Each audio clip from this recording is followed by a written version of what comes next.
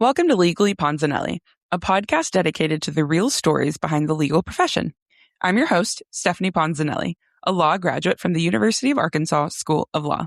Each week, we will hear from different law graduates, attorneys, and recently licensed attorneys who share candid conversations, practical advice, and real experiences that show you just how different everyone's journey into the legal profession can be. This episode is sponsored by Belmonte, a skincare and lifestyle brand centered around the reminder to stay still, grounded, and present. A huge thank you to Kaplan Bar Prep for partnering with the podcast. I personally loved using Kaplan this time around for the bar exam, and I'm really excited to share the discount with you guys. If you or someone you know is getting ready to take the bar exam, definitely check out Kaplan Bar Prep and make sure to use our code PASSWITHPONZ, PASSWITHPONZ.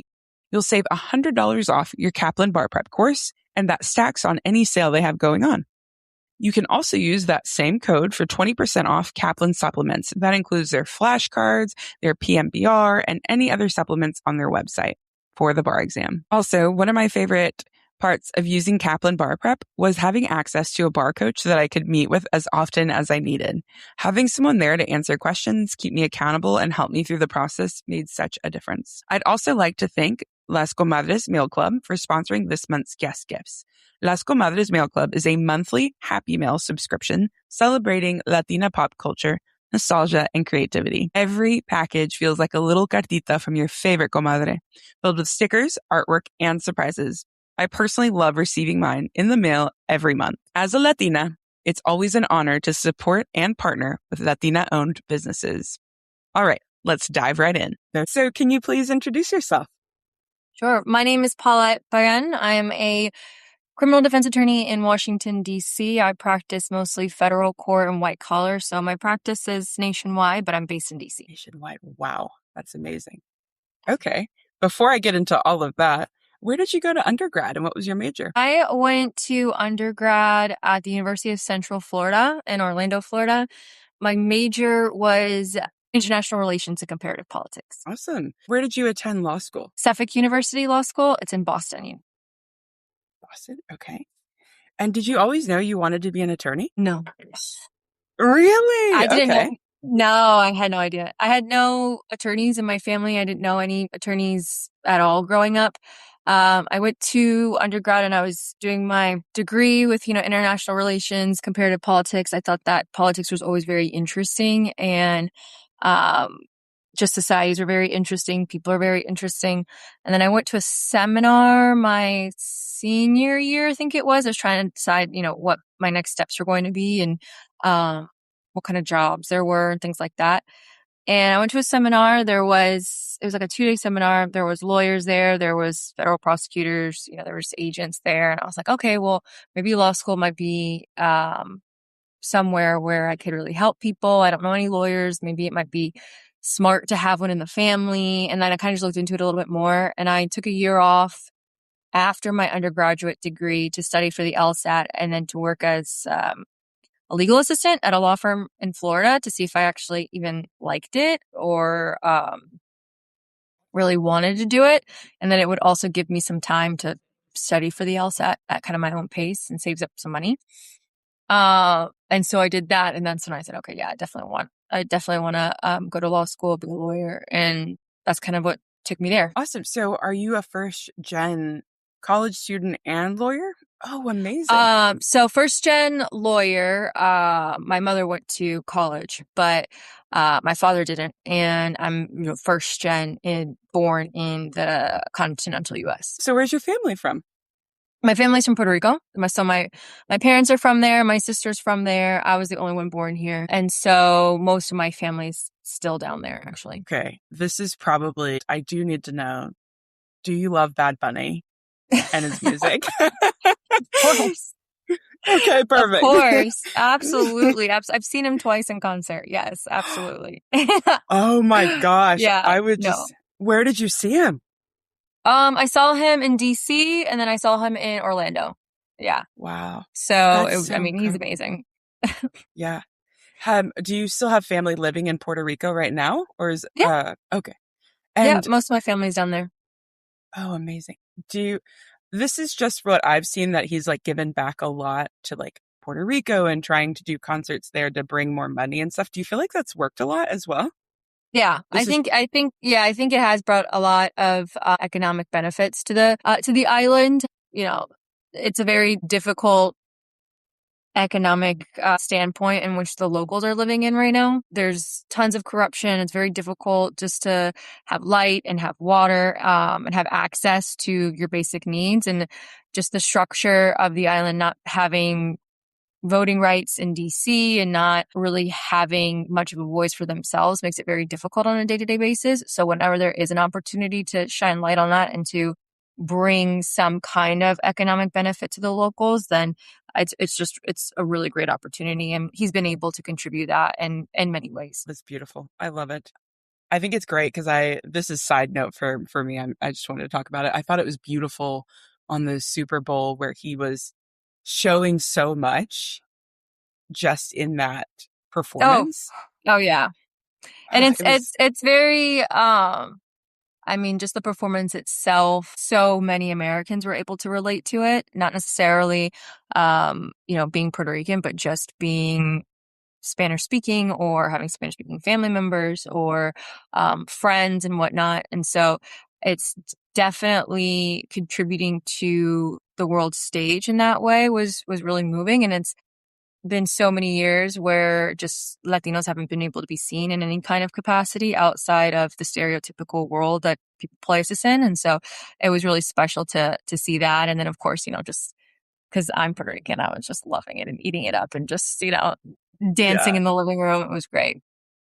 I was studying for the bar at that point, and that's when I took my break. And I was just so happy and I couldn't stop smiling. It was just so beautiful and it felt so, I don't know, I felt like kind of what you mentioned, but I felt so seen, Yeah. It was great. Definitely. It was definitely, and it was just a great performance. Like, yeah, just an actual good performance, and great dancing and great music and just, it was eye candy too. There was something going on. So I yeah. think it was very well done. I loved that Cardi B was in the casita. I thought that was so cool. It was like little things that I was like, oh my God, I love this. Yeah. Little sprinkles here and there. Just, it was a fun time. And the little boy, and then the real wedding. That was crazy. I was like, wow, what a dream to get married. Honestly, like that's going to be a story for life. Like, Yeah. like, Now they can't get divorced. Like, that's crazy. no, never. Like the whole world saw you down. Sorry. Yeah. You're stuck in it. So what was your law school experience like? It was very difficult. I would say like law school and the bar was probably the most challenging time of my life. Like I really do think it wasn't, um, so everybody has a different law school experience. And, some people have a lot of resources available to them that they're able to have a smoother sailing of a trip. And I think in the moment, you're in survival mode, so you don't really kind of appreciate, everything that you're doing. But looking back on it, it's very much of a coming of age for me personally. And, just in a career professional wise capacity. But I didn't have any family members that were lawyers. I didn't have any idea what I was getting into. I left home. I've known Orlando my entire life. Like between Orlando and Puerto Rico is just home. So I go to this big city and it's cold and I don't know my way around. And everyone seems to kind of be from this area that are in school with me, and it's just very, very much of a different atmosphere to then be thrown into also the world of law school itself. So, I didn't have any family up there or anything like that. So I think it was very challenging in many ways, but, I persevered. I just like pedal to the metal, floor all the way through, I think at one point I was a full-time student, had a clinic that I was involved in. I also had a journal that I was writing for, also on like an exec board for some other organization, working at a gym and babysitting. Like it was all happening all at the same time because, I had to pay my way through. I took out all the loans that I could. I knew nothing about what the implications were to take out a bunch of student loans. Then I still had to work on the side to make ends meet. Like it was very much full steam ahead with other people who didn't really quite understand what I had to do in order to get by. Mm-hmm.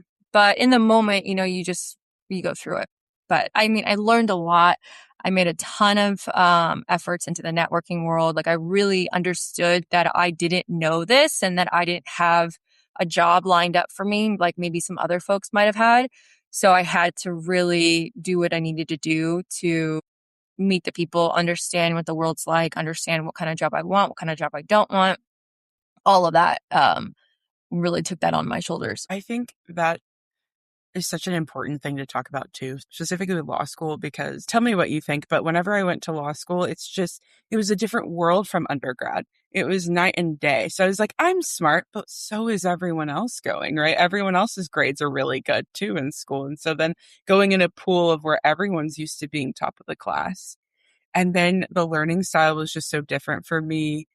I didn't know how to outline. I didn't know a lot of like basic things in going into law school. And I credit a lot of one of my best friends that took the time to teach me how to learn the material that I needed for law school in the format, I guess, if you will. Like, did you have a hard time with that transition Oh, as yeah. well?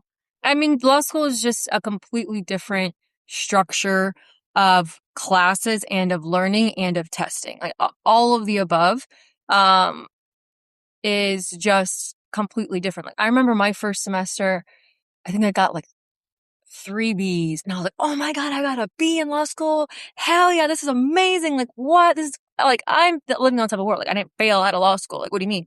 Like, this is Yeah. good, right? And I get back and everyone's like, oh, you got a B? Like, you didn't even get an A minus? Like, it was just and I'm like, what is this world? They're like, well, I'm like number whatever. I'm number whatever. I'm like, I didn't even look at what number I was. I didn't fail out of law school. Like, what world are we living in right now? Like, this is crazy to me. And I remember like distinctively being, oh yeah, I got a B. And then coming back the next semester and then be like, oh, you're like, that will never get you in a top whatever percent like numbers. And I was just like, I don't know what this world is, but I thought we all wanted everybody to succeed. Like, what do you mean? Yeah. And it was just very strange. So, just in terms of the study style, in terms of the test taking, like, you mean I have one test and that is my grade? Like, what do you mean? What do you mean? Yeah. What is that? Like, that's crazy. So yeah, so it's very much just like a learning curve. I think for a lot of folks, I mean, I don't necessarily say like anybody goes into law school already knowing what to expect in law school because you just don't know until you're there. But, Mhm. there's other factors that make the study process less stressful, right? Like if you come from like an economic privileged background where you don't have to worry about your rent, you don't have to worry about living, 20 minutes away, you don't have to worry about commute, you don't have to worry about having a part-time job, you don't have to worry about having a job lined up after the fact where you can just actually focus on what you need to focus on. That tends to create better study environments, right? And so Mhm. I think, the outside factors also can play a role into just your study habits or the pressure that you put on yourself to, get certain outcomes in studying. So it's definitely not an easy environment just to like jump into. Agreed. So I know you mentioned that the bar exam is also tough. Can you tell me about your experience and what that Yeah. was like for you? I took the first bar, I took 2 bars. And, the first bar that I took the Massachusetts bar, and a job that I thought I was going to have fell through, and I kind of was already stuck in it. Like I committed to the Massachusetts bar. And I knew it wasn't a good fit for me, but I was, trying to make it work and it just wasn't working out. And I think, for just the way that my life has progressed from now, I ended up failing that bar. And so I go home and I'm like, oh my gosh, I'm such a failure. This is the worst. This is awful. And I pick up all my stuff. I rent a car and I literally move back home. Like I drive 3 days straight from Boston to Florida, like crying in my car because I failed this bar. And I'm moving back home. And I took that year to kind of figure out, what do I want to do? What exam do I want to take? Where do I want to live? While, studying again and having to like start from scratch again. And I think like that year was really like a really pivotal year for me to understand like, okay, yeah, you know, you were working towards this. It didn't work out the first time, but we can do it again. And we can be a little bit more mindful as to why are we doing it and where do we want to go with it. And so I ended up taking the UBE exam where you can get into, you know, multiple states. At that point, I had thought I wanted to be a prosecutor. I was applying to prosecutors' jobs. Yeah, I had done all Sorry. prosecuting. I know it's wild to say now. I had done a bunch of prosecuting jobs, internships. You know, I did my clinic with the Suffolk County DA's office. I mean, I interned in the homicide unit. I interned for judges that were former prosecutors, and I tried cases as a student lawyer, as a prosecutor. Like I was dead set. You know, I was applying for jobs in like my main thing was I wanted to litigate and I wanted to help people while I did it. And I wanted to do it in a way where it was a high caseload. You're going to be thrown in the fire. You know, you're not going to make much money, but you're going to learn a ton and you're going to help a lot of people while you do it.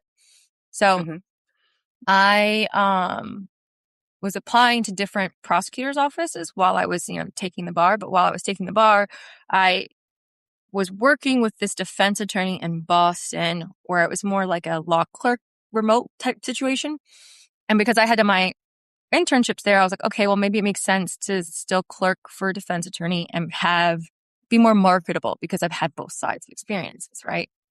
So I'm doing that and I get a case from, you know, that's assigned because he was doing court appointed cases and gets a case assigned and the kid's locked up. And I'm looking at it, I'm like, just doesn't seem right. You know, it's like midnight and he happens to be black with a bunch of other black kids. So of course the cops want to stop him.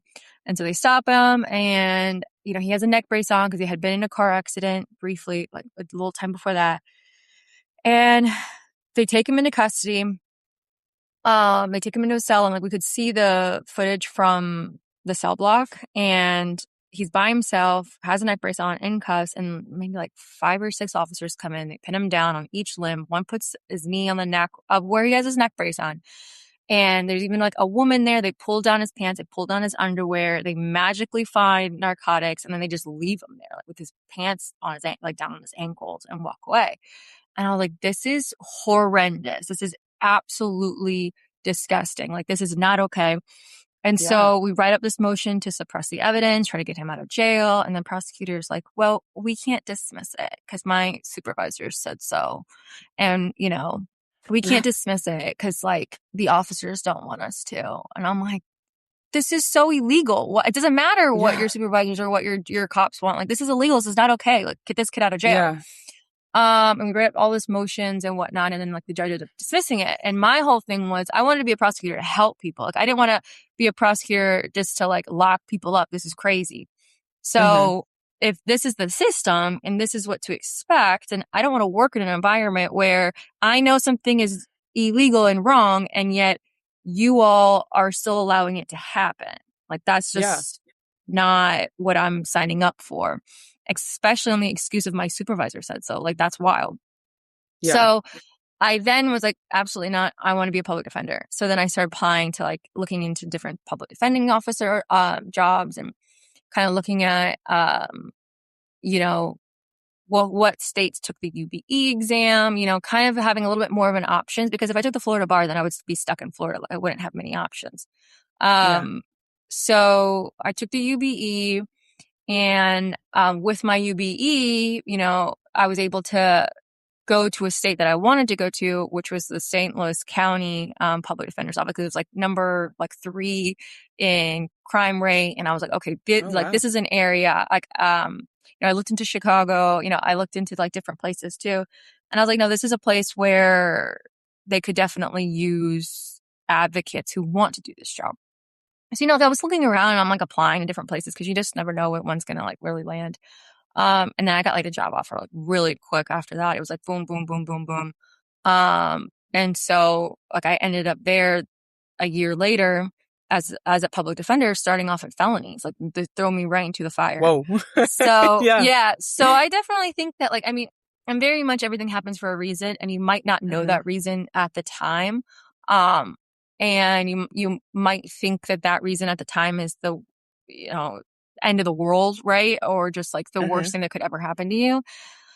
But honestly, I think like had I passed the Massachusetts bar and like stayed working in Massachusetts and gotten a job there, like I would not been happy. I Yeah. would have been trying to make it work to like not look as a failure or whatever the case may be, but I wouldn't have been happy and I just wouldn't have enjoyed the work. And you know, the friends that I did make in law school, you know, to this day, I maybe talked to 5 people from law school, like not really met that many people. So it's not necessarily like my home. I don't have like it's not, I don't really have a connection to it other than I went to school there. So what was the point of me fighting to stay there? And so that's kind of where I'm happy with the choices that I made and not taking the Massachusetts bar a second time. And it's just like, who cares if you fail the first one? Like now now looking back, I'm like, it's not that big of a deal. But in the moment, I'm like, oh my God, my life is over. I'm the worst person ever. Like, this is awful. And what now was I'm it like, all for? not like no, and this is the thing. It's like nobody cares. Like I've been practicing almost 10 years now and nobody cares. Nobody sits around and asks it like, you know, hey, did you pass your bar your first time or did you fail? Like no one, like that's not a question Put it that's on your asked. resume. No one asks that. Like it's so crazy, and no one even asks like what law school you went to. Like maybe if I brought it up and I'd be like, oh yeah, you know, back in my law school. Oh cool, what school did you go to? Oh, okay, cool. Like no one cares. Like if you're a good lawyer, you're a good lawyer. You know, there's plenty of bad lawyers that came out of Harvard, and there's plenty of good lawyers that came out. Like it doesn't matter. You know, I mean, it depends on like what your practice area is. You know, like if you want to go into big law right after law school, well then yeah, maybe you have to have some really good grades and you have to, you know, maybe be at certain schools. But like even then, like I work with big law lawyers all the time. No one asks what law school you went to. No one cares. You know, like we care about the case that we have in front of us. We don't care about what happened 20 years ago. Like no one does. But at the moment you don't know that. So you're like, oh my God, this is the worst. That's why I'm so excited. Like, I didn't know about you not passing the first time, but your social media and just how you carry yourself and everything, I'm just going to say it. You're such a badass, right? Oh, and it's so great. It's so refreshing to hear that from someone on the other side of it who is successful, who is beautiful, who is smart, you know, like all of these things. I think a lot of people need to hear that because in the moment you're in the trenches and you're like you said, my life is over. I'll never get a job. What was it for? You know? and then you see someone like thriving. It really feels like it really like definitely. I think I lost like 25 pounds during that year. And like, not for nothing, I was like, okay, I'll take it. But it was still like, you know, but like in the moment, it was just like such a grief that you feel because you've been working for years towards this thing that they tell you if you can't pass it, you are like essentially done this for nothing. So it is real grief in the moment. But, I mean, that's one of the reasons why I started my socials was just more, you know, I didn't know any lawyers growing up. I didn't know what to expect. I walk around in my field and I don't see people like me. I don't see many women, period. And I don't see many women of color, period. So my socials were more like, okay, well, if I would have had an opportunity to have somewhere where I can go and ask questions or just like, you know, learn, then, you know, I would have really appreciated that at the time or just feel like I'm not alone in it, you know? Yeah. And so, I was like, okay, well, let me, you know, start the socials also, you know, so when people hire me, they can like learn a little bit about me. They can see, you know, what other people are saying, that kind of thing. So that was really like my main purpose in starting it. Now, you know, it's grown into something I'm really proud of, but you know, and I hope it only continues to grow and people can, you know, find me. I think also just the way that social media is changing the way that people look for lawyers, hire lawyers and, consider lawyers is different, you know? And so it's tough when you just read something off of, you know, a website bio and it's, you know, a paragraph long. You don't get to know that person really well. And especially with criminal defense lawyers, you know, this is one of the most difficult experiences anybody can go through as a defendant in a criminal case. And so when they're going off and they're hiring lawyers, a lot of the time they're hiring them out of desperation. I have a court date tomorrow. I just got arrested. I need a lawyer. Like I need somebody. And Mm-hmm. so most of the times, people don't really know much about these lawyers that they're calling. They're just like Googling and calling the first one that pops up. Yeah. Which, might not necessarily be the best lawyer, right? Like you can Yeah. really put up, what you want to put up on the internet, but that might not necessarily mean that you're going to have a lawyer that like texts you back, that calls you every week, that goes to the jails and visits you, that actually knows, has experience trying cases, that understands, the differences between a sex crime and a white collar crime. And so, Yeah. so I definitely like to show a little bit more about what I do, how I do it, my personality a bit more, so that if somebody is looking for me, they can be like, okay, yeah, TikTok can be fun and ha ha ha, but at the same time, she's dealing with really serious cases.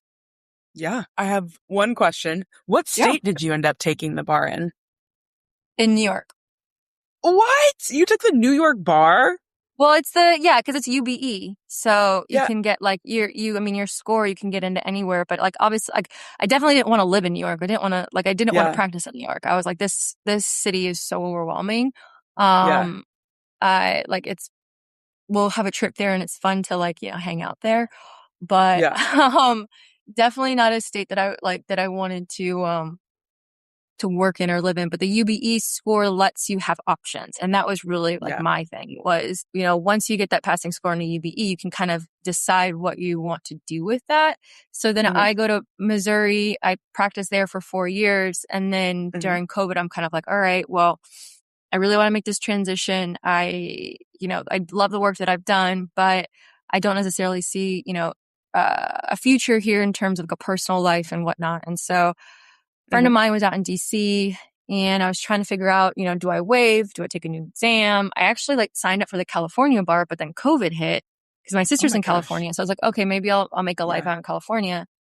COVID hits and then the exam gets canceled, gets pushed back. But then like I had a murder trial that same week of the new exam. And I'm like, I can't, like I signed up for this week because I planned my life around this week, but I have a Yeah. murder case that week. I can't do that. And then they Mm-hmm. canceled, like it was just such a mess during COVID, and anyone that took the bar during COVID, like, oh my God, I can't, like my story is nowhere in comparison to like the stress that you had to have endured during that time. But so yeah, so then I ended up, I'm like, you know what? I'm not going to take this bar. I'm going to like cancel all of this. I'm going to wave into DC, and I waved into Maryland, with my, numbers and whatnot, scores and practice years. And then I got a job out in Maryland working at a criminal defense firm, worked there Mm-hmm. for about like a year or so. And I really wanted to get into the federal system and federal court. Yeah. And so I found this other firm in DC where the main practice was federal court. So then I started working there, became partner at that firm, and Oh then wow. was running the federal criminal like practice at that firm. And then I decided to open up my own firm a few months ago. A few months ago? I didn't Mm-hmm. realize it was so new. Okay. Wow. Yep. I What made you opened do that March leap? 31st. March 31st? I Ah, awesome. yeah, there comes a point in your career where you're really deciding, okay, well, what do you want? And what kind of life do you want to live? And where do you want to see your future? And where do you want to put your efforts into, right? Yeah. And it's like, I know this work, I know the job. So what else do I want out of this job? And I really wanted to create something of my own, really create a practice that was mine, that I got to call the shots on, that I got to really turn into what I wanted it to be. And like the firm was great. I have no complaints working there, but it's not mine, right? Like it's somebody Yeah. else's law firm. And so I really wanted to build a practice where it was aggressive criminal defense, boutique firm for clients. And so I don't take many cases. I'm very selective in the cases that I do take. And I don't take many of them because my practice is so much more hands-on than a lot of other lawyers. Yeah.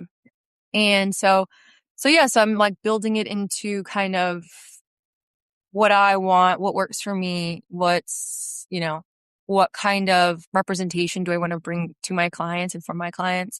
And then also building a staff around that as well. Oh, I love it. Okay, so I'm really excited about this topic too. So I have some questions for you. Just Okay. for the listeners who might not know, your firm does criminal defense and white collar. Can you Right. explain like what type of cases you take and what white collar is for anyone who might not know? Sure. So in the world of law and in just defense work, we split criminal cases into essentially two different genres. We have white collar criminal cases, and then we would have what we call colloquially like street crime. You have street crime, you have white collar crime. Street crime is your typical cases that are, your robberies, your sex cases, your murder cases, your drug cases, your typical criminal activity when you think of criminal activity. Then your white collar crime is much more on the financial aspect of the spectrum. So you have any kind of financial crimes, your wire fraud, your bribery, any kind of government fraud, like your government contracting fraud. You have cryptocurrency as part of a white collar world, cryptocurrency fraud, computer hacking. All of that would be more in a white collar world of law where there's many lawyers who only practice white collar defense. So there are many lawyers that'll say, yeah, I'm a criminal defense attorney, but I'm a white collar criminal defense attorney. So I'm really good at looking at financials and attacking financials or attacking, if there's an IRS charge, really good at attacking IRS investigations. If there's antitrust issues, like all of these aspects, there's certain lawyers that are they're like, this is my prime, like this is my lane, this is my specialty. I'm really good at that.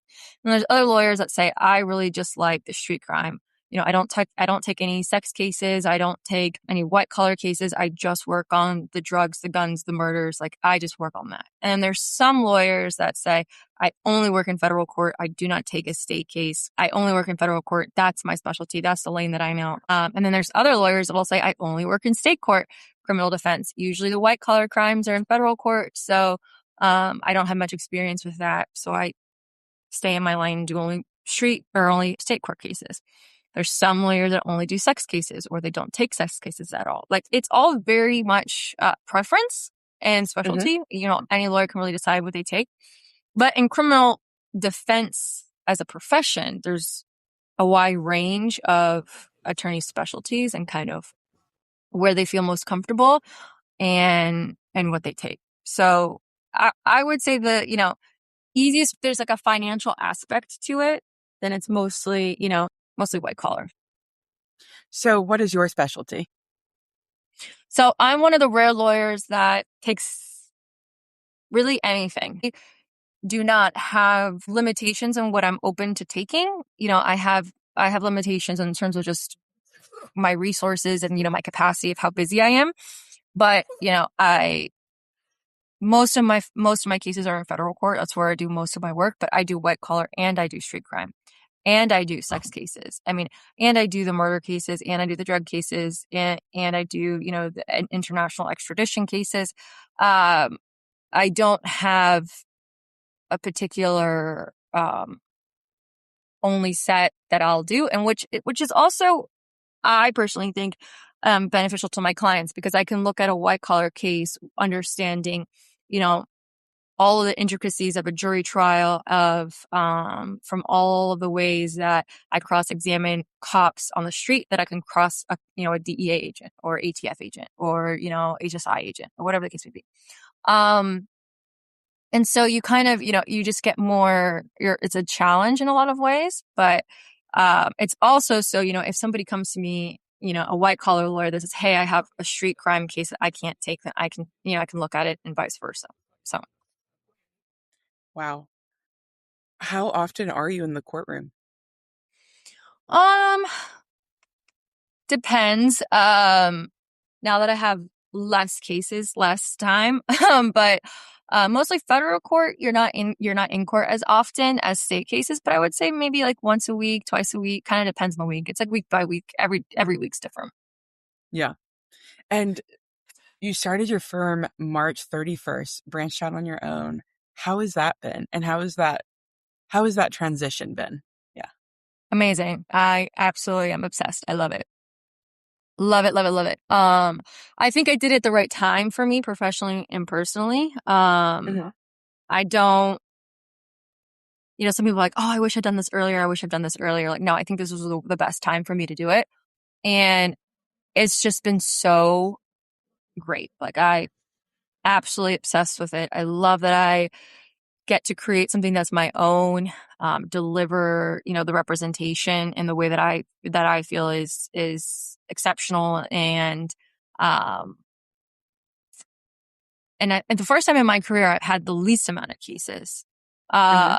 Uh, I've gone from having a felony caseload of 150 Oh my gosh. at a Yeah. time to like That's a lot. dwindling down to where I'm at now. Yeah. And so it's definitely, it creates more of a really great work-life balance in my opinion, because I get to kind of decide, when I want to work, when I don't want to work.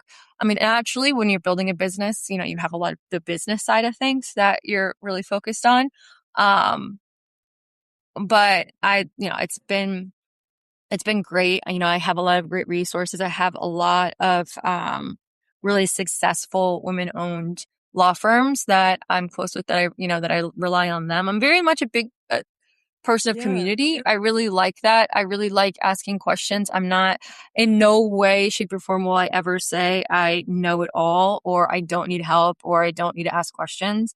And I think that's like one of the biggest things that's helped my career over time is that I my ego is never too big to ask a question, and I don't know it all the time. And so I'm not afraid to ask questions. I'm not afraid to collaborate. I'm not afraid to say like, hey, this is something that's came up in my business that I'm just now learning.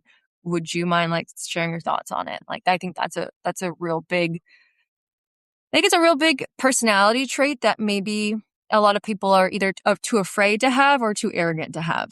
And so, Mhm.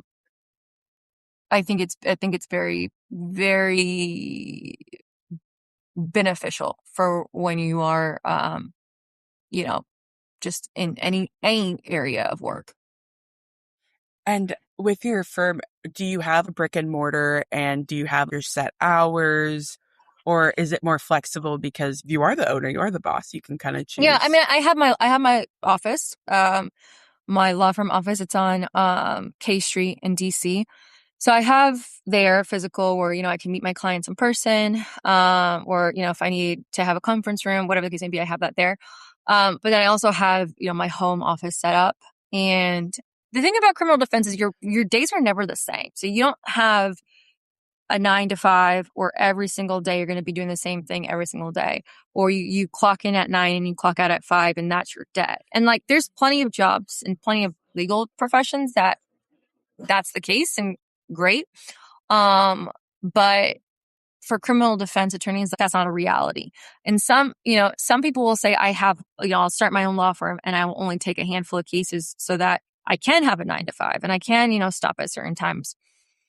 But I mean, when you're in trial, you're working weekends, you're working late nights, I'm going to the jails on the weekends. I'm, flying to court for this. I have this conference here. I have cases all over. So I have cases in Maryland, DC, Virginia, so I'm constantly going different places at different times. So, I had a case in Michigan. I tried a jury trial for 3 weeks in Atlanta. Like, it's very much kind of wherever the case takes me.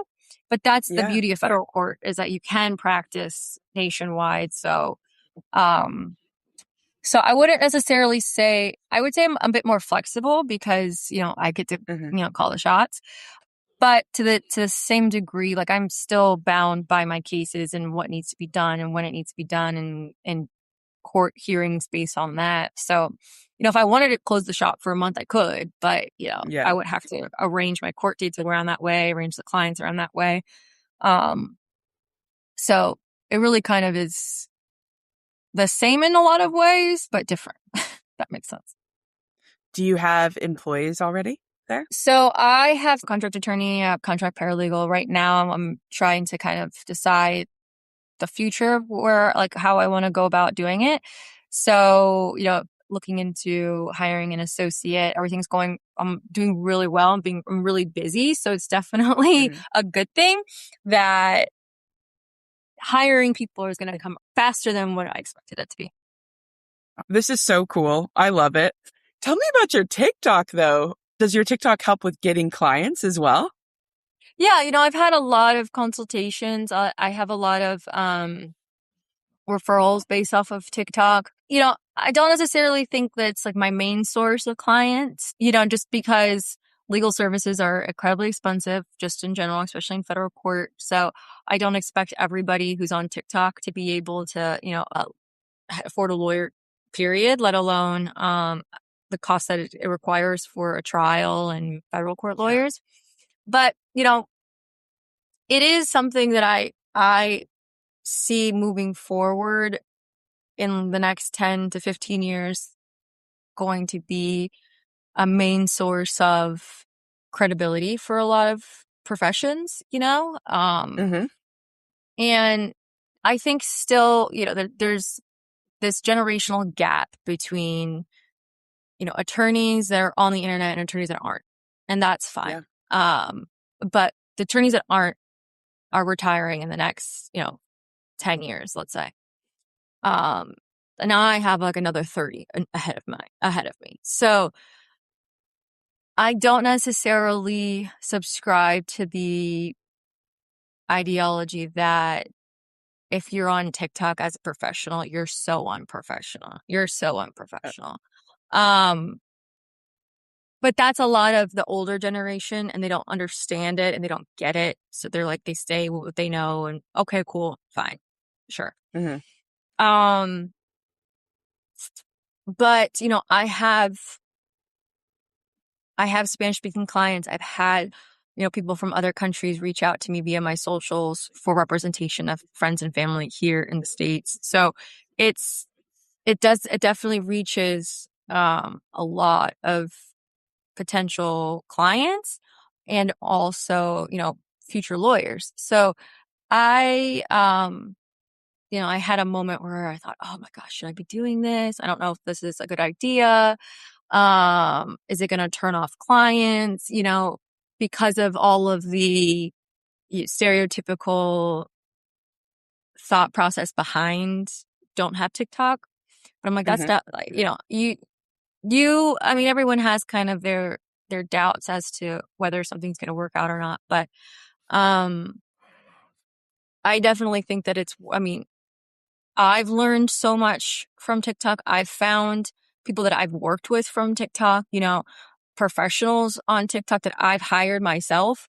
So I definitely don't think that it's not necessarily unprofessional. And I think that it's only going to get bigger, and people are only going to start to use that as a search engine, because people now know, like everyone knows, when you go onto Google, the top results are people who are paying for it. Yeah. It's common knowledge now that, yes, like people have their Google reviews and that's fine and good, but they know that if I Google, criminal defense lawyer, the first like 5 that pop up is people that are spending hundreds of thousands of dollars to put their name at the top. That's not necessarily the same. Like, that's not necessarily how TikTok works. So when you go and you type in criminal defense attorney on TikTok, you're going to be able to see people's pages, and you're going to be able to learn about them through their posts and through, if so many people are following them, then they must really, have a connection with your everyday person or whoever. So I just don't think that it's necessarily going to like not continue to be the face of a lot of resources for people to find. Yeah. Yeah. I think I really love TikTok because I think that it's a free way for people to learn as well. Like, I mean, are there scammy people on there? Of course, right? But I think like it's such the platform does have a lot of people that are willing to cancel or expose, fortunately, unfortunately. So like if you scam someone, like they're gonna, like, people will let you know, they'll type on there, whatever. I love seeing more women on social media that are attorneys. I think that is just so cool. You don't see a lot of them. And something to touch on was I remember my first year of law school, I wore a pink suit jacket. I love the color pink. Is it part of my personality? Of course, it's terrible. I love it. But I love was pink told too. that day, I love pink too. it's just the best color. So I was literally so excited. And they were like, oh my gosh, that's great for your headshots, but you'll need to get a new photo because people aren't going to hire you. Okay. Well, first of all, if you won't hire me because of the color of the suit jacket I'm wearing, I don't need to work for you. Exactly. Because that's telling me a lot about you. 1,000%. Like 1,000%. And I mean, I got that because I have really curly hair and people are like, oh, Yeah. just having your big hair like that, maybe that might be unprofessional. Like maybe you should straighten it. And it's like, no, like I have really curly hair. I'm not gonna, that's just my hair, And I tell that to Yeah. a lot of other students or people thinking about going to law school or getting hired. If you have locks, you have locks. If you have dreads, you have dreads. Like if you that's just who you are. That doesn't make you less professional because of your hairstyle. Like that's insane. You have different color hair. Okay. You want to hire a lawyer, then okay, hire them. Like it doesn't they're good lawyers and good lawyers. Like I just, I think there is a way to present yourself that's professional, that's different from, just the style of your hair or, the color of your jacket. Now, if you're wearing a mini skirt and a pink tank top to court, that's different, right? We're going to have a different conversation. But if it's if it's a professional suit jacket that happens to be pink, I mean, then there's no problem. Whatever. Yeah. But yeah, if you're wearing pink flip flops to court, we're gonna have a little talk. Yeah. No, and that's fair. I love it. Yeah. I was going to ask you, this is a separate question because I am just so curious. Do you get a lot of partnerships or people requesting to partner and stuff like that? I really put so much effort into the social media that I already have, and it takes a lot of time just to even post a couple times a week as it is, that I really just don't have the capacity to do any kind of collaborations with companies. And I mean, unless it's I don't know, Mango wanting me to try on a suit for them, then we could talk, Yeah. We can make that work. If it's Coach wanting to buy me a new briefcase, maybe we could talk. But, I'll tell you how ready it makes me for trial. Hello? You know what I mean? I'm check me out and then post it. You know what I mean? It's not going to be, it's not going to be, premiere editing by any means, but I'll get you on the internet. Okay. But no, so I really, I just don't have the capacity right now. I think maybe once my business starts to grow and I hire some folks and they can maybe, something in-house where my marketing can deal with that potentially. But right now I'm kind of no, I don't want to try your toaster. I'm sorry, I don't. But also it's my content is, some would call controversial because I'm very much question authority 24/7. And corporations make their money off of, having connections with authority. So I don't necessarily think that I'm on brand with a lot of folks, but that's what I really love about your social media is how you're just you, you're talking about thank you. Yeah. And that little Wayne song where it's I don't talk to the cops. I don't speak pig Latin. I'm period. Yes. Yes. This is what we need, when Lil Wayne comments, let me know. Girl, shoot. I'll call you from a private jet, from Lil Wayne's private jet for sure. Yeah, I'll do a TikTok there too. No, I mean, I'm glad. I'm really happy to hear that just because I really try to make an effort to be who I am. Social media can be difficult, but I try to create this balance where it's authentic to who I am and I don't need to be, incredibly vulgar or incredibly professional and boring. There's not, what criminal defense lawyers, they have this stigma behind them and, the stereotype that, either they're just like money hungry or they're like, criminals themselves or whatever the case may be. Right. And so Yeah. I try to be very true to who I am. I post things that I think are, appropriate for just TikTok and my profession. So I'm glad to hear that, you can see myself in that. So thank you. Yeah. And what do you think are the biggest misconceptions about your job? Well, I would say one of the biggest misconception about my job is, I always get that question, oh my God, how can you defend criminals? How can you defend criminals? And like, they're terrible people. I get that. Like, that's like the biggest thing that people come to me for. And, that's the biggest misconception, that somebody charged with a crime automatically makes them the worst human being and the most terrifying person on planet Earth. I don't define people by the lowest part of their life or their time. Like, this is not something that anybody's happy to be in, and going to court for. And people are just so much more than just a criminal charge that we don't even know is a legitimate charge. We don't know how the investigation was. We don't know who, if this is something that somebody has a vendetta against this person. Like, we don't know so many things just to say, okay, somebody's charged with it. Oh my God, whatever the prosecutor says is the allegation, they're this terrible person. So, and a lot of people have other issues going on. Like, they have severe depression, bipolar, schizophrenia, drug addictions, poverty, a low IQ, it's so many different factors that are involved into like how somebody gets to a courtroom, that the blanket statement, they're just such a terrible person, like, oh, that's an awful crime, then automatically makes then me and my moral compass and my moral judgment as their defense attorney just run.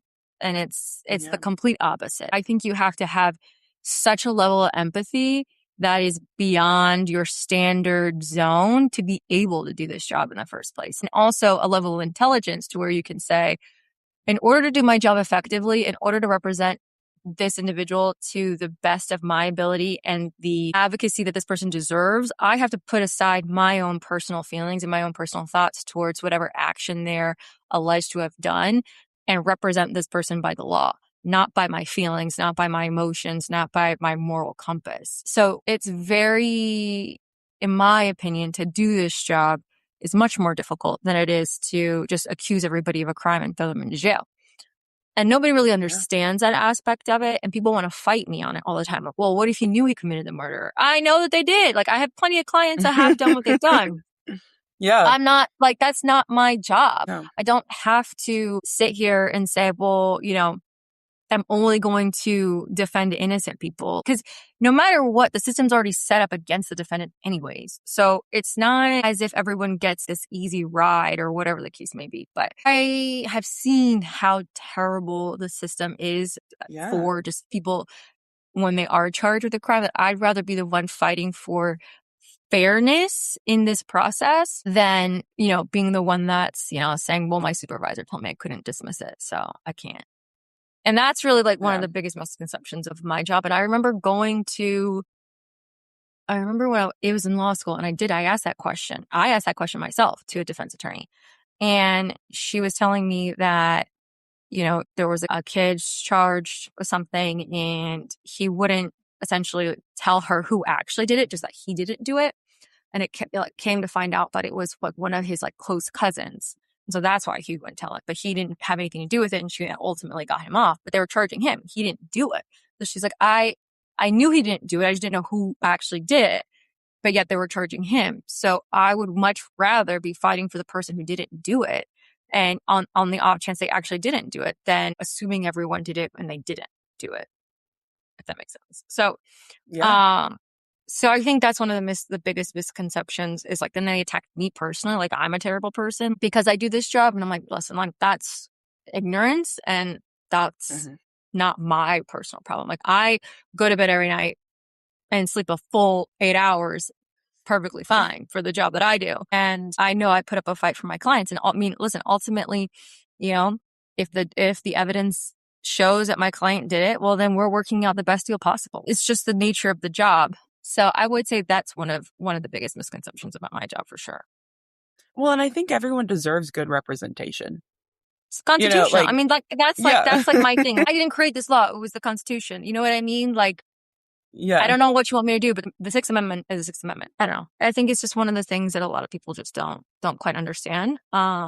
Because all they see is true crime, and all they see is these murder mystery shows, and it's like, oh, like all they see is these sleazy defense attorneys that they want to, Hollywood creates them to be, and all of these sensationalized true crime videos and movies that are adapted for entertainment. They're not adapted for education. They're just adapted to make everything so glamorized and so entertaining that people want to watch them, but without any understanding or probably even communication with the defense counsel or the defense team. And a lot of people are falsely accused. A lot of people are serving time for a crime they did not commit. It's so sad to know that, and like you said, even if the prosecutor knew that this person didn't do it or the way that they went about everything was wrong. And some people are okay with that and just kind of let that slide, and that's, I feel like, scarier than representing someone well. There are prosecutors out there that'll say like, okay, I'm going to do the right thing and I'm going to like dismiss this case, or I know that I don't have the evidence. I'm going to dismiss this case. And at the same time, I have seen very evil prosecutors at the same time. So and just like defense, like I've seen defense lawyers that do not represent their clients to the best ability and to their detriment as well. So, it's just like any other job. You have really good people at their job, you have really bad people at their jobs, and it's just any other job. So I wanted to ask you, what advice do you have for people who want to go into criminal defense or white collar? My first piece of advice would start at a public defender's office, if possible. I remember in law school, they told me it's really hard to get a really low paying job. And it's true. But if there is a possibility to work at a public defender's office, even if it's only for a couple of years, I definitely recommend that. It opens you up to a lot of experience, and you learn a lot about people just in general, all kinds of people and their backgrounds. And you really learn the system, and you really learn just basic lawyering skills very quickly. I think I was able to expedite my career and be where I'm at right now because I spent so many years at the public defender's office and got so much experience there. So I would start there first, and then just really meeting as many criminal defense lawyers as possible. Whether it's white collar, whether it's federal, whether it's state, just meeting as many people, going to court, observing as much as possible. Those are all free pieces of advice that you could do for free, going to observe, going and meeting people that really can help benefit the trajectory of someone's career. Okay, amazing. Well, I want to thank you so much for your time. This was wonderful. Thank you. I really appreciate you and getting to know you and chatting with you. Of course. Thank you so much for having me. I really appreciate you reaching out. That's it for today's episode. Again, I'm Stephanie Ponzanelli, and this is Legally Ponzanelli. Thank you so much for spending part of your day with me and being part of this community. Don't forget to check out the link in our show notes. You'll be able to find our amazing sponsors, including Belmonte, Las Comadres Mail Club, and Kaplan Bar Prep. If you're preparing for the bar exam, be sure to use our code PASSWITHPONZ to save $100 off your Kaplan Bar Prep course or 20% off Kaplan supplements. You'll also find links to all of our social media platforms where you can follow along with the podcast, see who our next guest speaker will be, and stay updated on when new episodes are dropping. If you have comments, questions, or ideas for future guests, I'd love to hear from you. You can email me at legallyponzanelli@gmail.com. And if you're a law graduate or attorney who wants to share your story, your journey, and what brought you where you are today, I would absolutely love to have you on the podcast. And of course, if you know me, you know I love coffee. So in the link, you can send a little coffee my way. Your support of the podcast, whether it's listening, sharing episodes, sending messages, or treating me to a coffee, means so much to me. Thank you again for listening, supporting Legally Ponzanelli, and being part of this community. I'll see you on the next episode.